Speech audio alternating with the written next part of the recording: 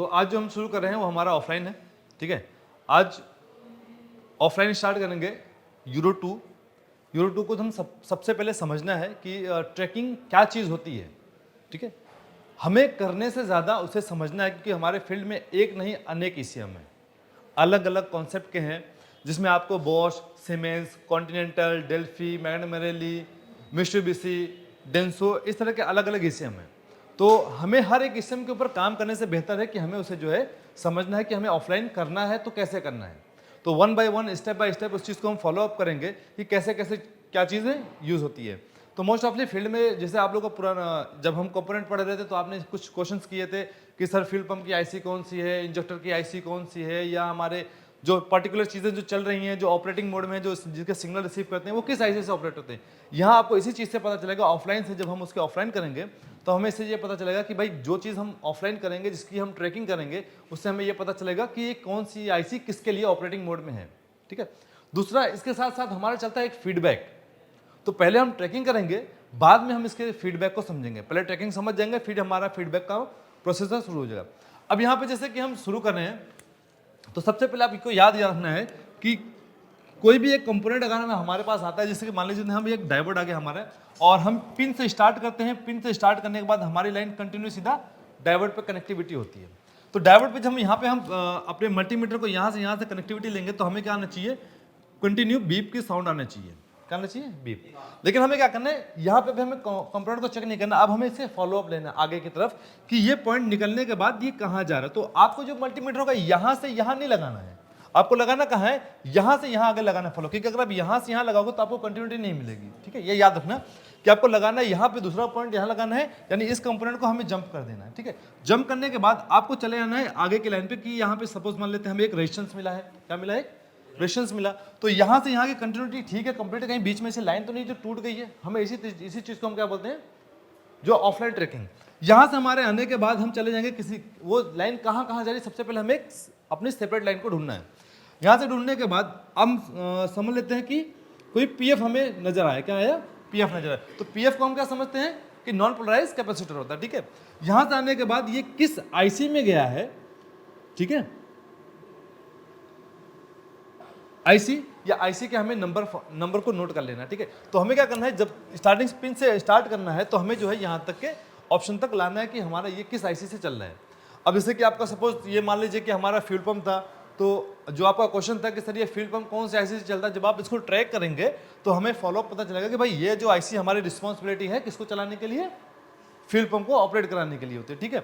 अब इसी तरह से कि अब जैसे कि हम वापस से फॉलो अप लेंगे, ठीक है, जब मैं आपको ऑप्शन बताऊंगा कि करके कैसे करना है, जब हम कभी भी इसे लेंगे तो हमारे एक पॉइंट पे आके वो एंड हो जाएगा। क्या हो जाएगा, आपको आगे जाती हुई लाइन नजर नहीं आएगी, यानी ये हमारे जो फ्रंट पॉइंट से जो है ये बैक पॉइंट पे निकलेगी। अब आपको पीछे की तरफ जाना है, कहाँ जाना है, पीछे की तरफ निकलोगे तो आपको पीछे एक पॉइंट और नजर आएगा। यानी जस्ट आप सामने से क्या करेंगे, हम देखो कि जैसे हम यहाँ पे आए, यहाँ से फॉलो करेंगे, हमारी एक पॉइंट यहाँ के रुक जाएगी, तो आगे नहीं जा रही है। तो यानी इस पॉइंट से हमें जस्ट पीछे निकल गया, उसको फ्रंट पीछे पॉइंट पे निकलना है। कहाँ निकलना है, पीछे से निकलना है। वो जो मैं आपको अभी करके दिखाता हूँ, यहाँ निकलना है पीछे से। जब हम निकलेंगे तो वहाँ से फिर वापस से फॉलो अप करेंगे कि ये पिन हमारी कहाँ जा रही है। अब ये पॉइंट क्यों बीच में आता है, इसका रीज़न ये है कि जैसे कि मैं यहाँ से लेके चला आया यहाँ पे, ठीक है, तो अब मैं अगर इस लाइन को क्रॉस करूँगा तो क्या हो जाएगा, लाइन शॉर्ट होने का डर है।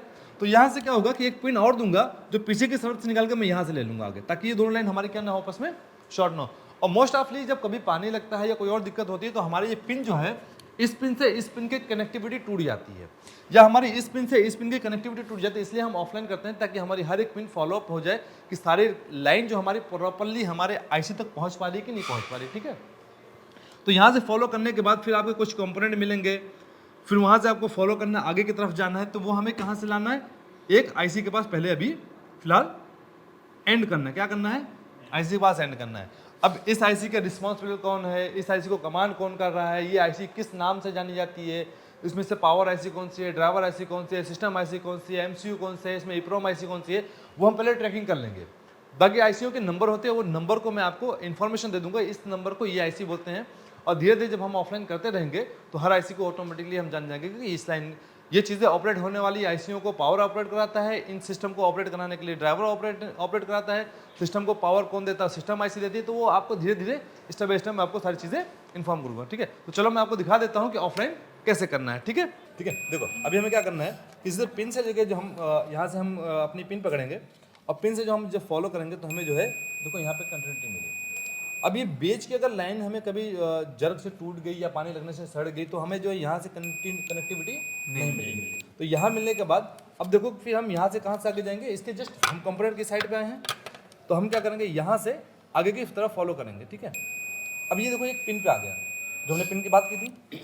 अब ये पिन से हम क्या करेंगे, इसे पीछे के साइड फॉलो लेंगे तो जस्ट जहाँ पे हमने रखा हुआ है पॉइंट उसके जस्ट पीछे ही फॉलो बैक निकलेगा।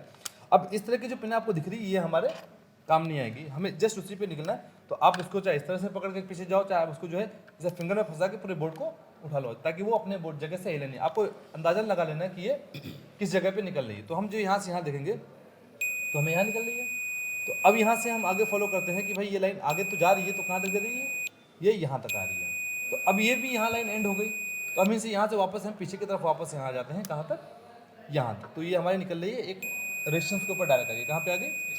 तो अब हमें जो है जैसे हमने ये वाली लाइन फॉलो की रेजिस्टेंस तो हम यहाँ पे लिखते रहेंगे कि पिन और पिन से हम निकले रेजिस्टेंस हम आगे जा रहे हैं। तो आगे जाने के बाद ही हम किससे मुलाकात हो रही है, एक ट्रांजिस्टर से मुलाकात हो रही है। ट्रांजिस्टर के बाद हम निकलते हैं जिससे उसके वापस से हम गेट से वापस निकल जो है बैक साइड, ये नहीं यहाँ से हम देख रहे हो, यहाँ से हम डाइवर्ट से हमारी कंटिन्यू लाइन आगे जा रही है। तो हमें वहाँ जंप नहीं करना, पहले हमें क्या करना है यहाँ से कंटिन्यू लेके जाना है। तो हम पहला वाला ड्रॉप करके दूसरा वाला पकड़ रहे हैं तो दूसरे वाले के बाद वापस हम यहाँ अपनी कॉपी में लिखेंगे कि डाइवर्ट पे आ गए, डाइवर्ट से आगे जाएंगे। तो हम आगे जाने के बाद हम यहाँ से वापस आके इसको फॉलो करेंगे, फिर यहाँ पे हमारी लाइन एंड हो गई है। ठीक है, लाइन क्या हो गई हमारी, एंड हो गई। एंड के बाद वापस हम यहाँ से वापस से फॉलो बैक करेंगे पीछे के साइड में कि हमारा ये कहाँ पे आ रहा है। तो यहाँ देखो ये 7-8 पॉइंट है तो यहाँ आया, यहाँ से ये लाइन हमारी आगे जा रही है तो ये आई हमारी यहाँ पे।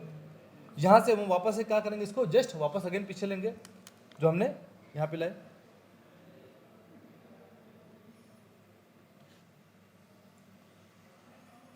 तो यहाँ पे आ गए।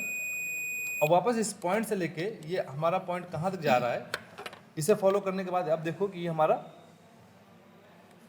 यहाँ पे आ गया।